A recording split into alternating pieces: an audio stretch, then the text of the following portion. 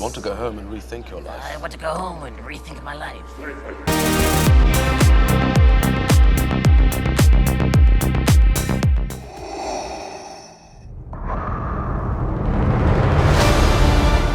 Well, it's May, and we have a brand new Star Wars series out. Obi Wan Kenobi has just dropped its first 2 episodes of its limited series on Disney+.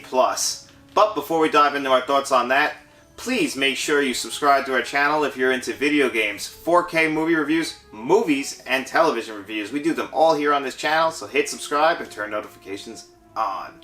And Matt, now that Obi-Wan is on, what did you think of the first 2 episodes?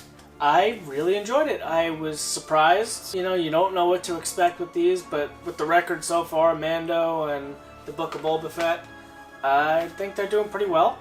And I really enjoyed Obi-Wan. I think this one, because I watched the recap right before it, there was like a 5-minute recap of all the prequel footage. Oh, that was perfect, by the way. Yeah, it really... I really did love that they actually gave us a full what we can expect, what Obi-Wan's been up to, and then showed us that. There was... I mean, this is the first time we've really seen what happened to Obi-Wan between 3 and 4. So what I had imagined in my mind is not what I saw on the screen. So it was a different take on what I expected, but I think it was okay. I didn't expect him to have a job or any of that stuff, but okay, I'm interested to see where it goes. After the second episode was over, I wanted more. So I was really enjoying it. I can't wait for next week. Yeah, I think that the whole thing with him having a job and everything, it's like, he lost his faith.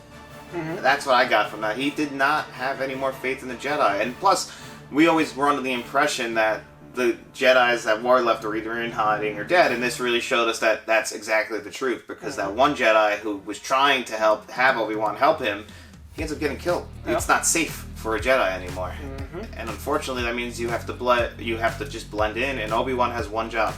He has to make sure that Luke is safe. Mm-hmm.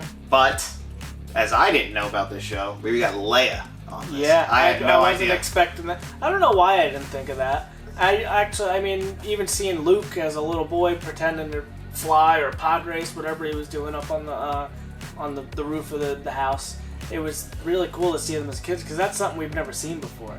And then I love the little girl who plays Leia.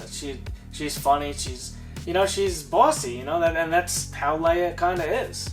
Yeah, it's funny you said that, because I was like, I couldn't honestly wrap my head around if she was a good child actor or not. But then she kind of grew on me, especially in the second. She runs really weird. Yeah, like she got shit in her diaper, but she's young. I mean, she's a very young actress. Yeah, but she's holding her own, especially against Ewan McGregor, who is, as we expected, phenomenal. Many say he was the best part of the prequels, and I'm inclined to agree. And he's just doing that exact role here again, a little bit older, a little bit more aged up. Actually, that's one thing I did want to point out to you, because they said it's 12 years later, so I'm going to go ahead and assume that Luke and Leia are 12 years old. 10. They're 10? They said 10 years later. Oh, I thought it was 12. I'm blind. Yeah, no, they said 10 years later, and Leia said she was 10 years old to somebody. Okay. Well, that answers my question. Or maybe it was Owen was talking about Luke. Either way, so it's 10 years. Yeah, so anyway, Ewan McGregor is, in 10 years from now, I would say that's when about episode 4 takes place. So between... I guess it's a rough 10 years. I guess we're going to find out how these next 10 years go, because apparently, somehow in this time, he's turned into old man Alex Guinness, because my God, because his hair starts to, because he's still gorgeous, Ewan McGregor, as always, in this. So... Yeah, I didn't think of that. Yeah, that was the first thing I thought. I'm like, hey, we're only a few years away from him being close to death. Like, So, how old was Luke, you think? Maybe mid-20s? No. I would say 19, 20 max. He's still young. Yeah. Episode 4? Yeah. You gotta think about it. They're joining, essentially, what is the army? The rebellion. You gotta you didn't go to college, and Uncle Owen wants him to stay for another season, help out the farm. Which actually leads me into Uncle Owen. I didn't expect Uncle Owen to have a set of balls on him, but he really does for this season. So yeah, like Joel Edgerton, he plays old Uncle, or I guess now he's the young Uncle Owen. But yeah, when he stands up to the Inquisitors, and the third sister actually is one of them. What'd you think of her character? I actually really liked her. I thought she was cool as shit. Yeah, she gives off like that loose cannon cop look or feel to it. She's like. She's not listening to him. She's on her own mission, and she wants to prove herself to Darth Yeah. Vader and like to the Empire. She's like, this guy's standing in my way. It's like literally having like he's the like upper management, she's under management. She wants to jump. I can't wait to see Vader. And now Hayden Christensen is back as Vader, right? Yeah, I mean, I guess I don't know if that was him in the makeup at the very end of episode 2, but that actually gave off some really crazy horror vibes. That was like kind of disgusting almost. Yeah. Well, he was in that. Was the BAFTA tank or whatever they call it? Yeah, that he has to stay in to, I guess, survive at this point. Yeah, or heal. All his burns and shit. But yeah, I'm very excited with the show. I can't wait for more. I can't wait to see Vader. You know? Some, you know, because there's not a lot of footage of Vader really, if you think about it. You know, there's a little bits and pieces in the original movies, and we only get 30 seconds in the prequels. Oh yeah, though this is a total like. Finally, we're gonna get to hopefully see Darth Vader be Darth Vader. We did get hints of this Darth Vader in Rogue One, where we saw Darth Vader on the top of his game, just mowing people down. And that's, I mean, as sick as it may sound, you know, we want to see Darth Vader kill some people, and we should get another conflict between Vader and Obi-Wan on this show. Maybe they'll have a better fight than this. Yeah. In episode 4. You know. In their defense, they did not know that Disney Plus, in 50 years about, was going to put out an Obi-Wan series. So one thing that I noticed is the first episode, the CGI did look a little bit off, and I was wondering, did you think that was intentional? Maybe they were trying to do a little throwback to the prequels? Like, in fact, because they were on Tatooine, again, like most of these shows are. I didn't notice that. Huh, okay, well maybe that was just me trying to overthink things, because I wanted to see, because this is really like an homage to the prequels, and like prequel fans like yourself. You know, this is kind of what you guys always wanted, right? Like, you know. I wouldn't say I'm a prequel. The original trilogy is number 1. Then the prequel trilogy, then the Disney trilogy. Yeah. Okay, understandable. Like, I disagree. But I do think, like, they were kind of trying to do it. I thought, you know, we would get a little bit less practical effects and more CGI just as an homage. And really, you know, for the fans that do enjoy that, I don't mind that. And I thought I'd noticed that in episode 1, which brings me... Speaking of practical CGI, correct me if I'm wrong, but when in the second episode when they're on that cyberpunk planet, now the bum guy that had the long beard and asking for change, that was a clone trooper, right?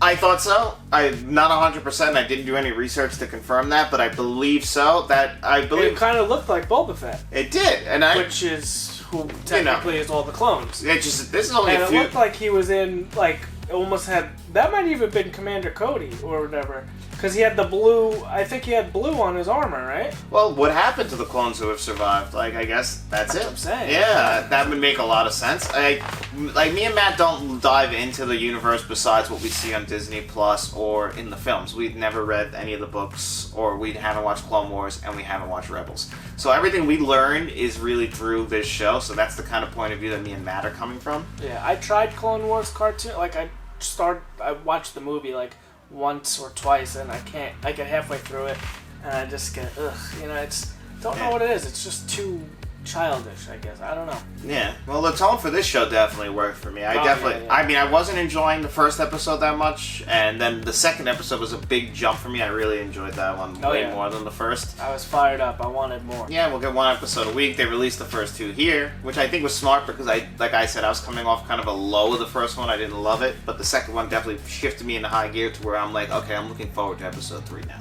This is the first time we've ever seen Alderaan on camera that I can think of. Yeah, we did see it on episode 4. We did. Yes, we did. We saw it in a million pieces. We were never on the planet. No. But they said it was a peaceful planet, it was a beautiful place, and that's what it looked like. I would live in Alderaan. Looks nice. No, it did, and we got to see Jimmy Smits again, which is awesome that they got him to return all the way for the prequels, and then he was in Rogue One again. Yep. So he's a great actor, and every time he pops up, I'm always happy. Mm-hmm. So that was always cool that they were able to get him back, keep that lore going. And like Matt said, Leia was great, and it's awesome to see a young Leia. And I didn't even put any thought into that he would have to be a protector and a guide to Leia, too, as much as he is to Luke. Which he almost didn't even want to. Yeah, he did. He fell into the trap. Yeah. Well, at some point he has to make Luke, because Luke does know about Ben. You know, he's like, I wonder if he means... it's only episode 2. Yeah, so we'll see what happens with that. Yeah, there's a lot of stuff to look forward to, and I can honestly say I'm enjoying myself so far. Matt, I know you said you're enjoying yourself. So hey, hopefully all these weeks keep going. We're going to do a review every week for every episode of this, and we're going to attach it to what is coming next, which is our Monday morning giveaway. So our Always Sunny is on hold, and enjoy this for the next few weeks while we spin our magic wheel and we pick a lucky winner to win a digital code. So here we go. There's Future John for you. Hey everyone, thanks for sticking around to the end of the video, and happy Memorial Day. And if you are one of the lucky people to have the day off of work, congratulations. I don't. I actually have to go to work today, but before I do go to work, we have some business to take care of, because today we're spinning my magic wheel and we're going to give away a digital code again. And this time the 3 digital codes up for grabs are Top Gun, the Predator, and what I imagine to be the most popular of these, the Batman. So, we're going to spin this wheel and we're going to find out who the lucky winner is. But before we do, I just wanted to thank everybody who entered in this week's digital code giveaway. We had a lot of fun talking about Tom Cruise. Some people really threw in some, some curveballs, and some people really threw in some of the favorites. And one movie I want to point out that I haven't seen, and the reason was because I just fell off my radar and someone reminded me of the film. I kind of had forgot it because I think it came out maybe around the same time as Jack Reacher, and that is Oblivion. I remember that movie coming out, but I never got around to seeing it. And one of our subscribers, Charlie, commented in the comment section about that, and it reminded me, you know what? That did look good. I don't know why I didn't see it, so I'm going to go check that one out. And we had a bunch of people also throw in Top Gun, which I love Top Gun. That is not my personal favorite. That goes to Days of Thunder. They're very similar movies, both directed by Tony Scott. But me personally, I'm more of a Days of Thunder guy. I grew up with that movie a lot more. It's a little more special to me. But that doesn't mean Top Gun is bad. And as long as we're talking Top Gun Maverick, it's been a few days now and I've been sitting on it. It might be a better film. I don't know. I think it might be sacrilege to say that based on my love for the 80s and everything 80s and Tony Scott. But that film is great, and I really can't say a bad thing about it at this point. It's in my running for best film of the year. I can't see anything passing everything everywhere all at once, but Top Gun Maverick came pretty close. That's a really fun film. If you guys haven't gotten a chance to see it yet, please run out and do that. I think you're going to have a great time at the movies, and Tom Cruise wanted you to see this in the movies. Do you really want to let Tom Cruise down? That man will rip you apart if you don't. Have you seen A Few Good Men? I'm just saying. But anyway, enough about me rambling on. We'll take care of some more business after we spin the wheel. But let's find out who's going to be winning this week's digital code, shall we? There it is, guys. The wheel's spinning, and let's find out who this week's lucky winner is.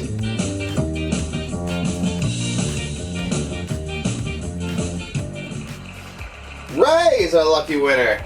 Congratulations, Ray Tassi. I know I probably just butchered your last name, and I'm sorry, but congratulations. You have your choice of one of our 3 digital codes. That's Top Gun, the Batman, or the Predator. You just have to direct message us in either Instagram, Facebook, or Twitter, or you can always email us at letstalkentmt@gmail.com to claim your digital code.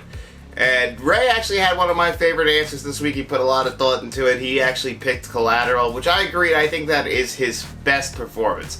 It is one of my favorite Tom Cruise movies overall, but I do think that is his best performance. He played against type.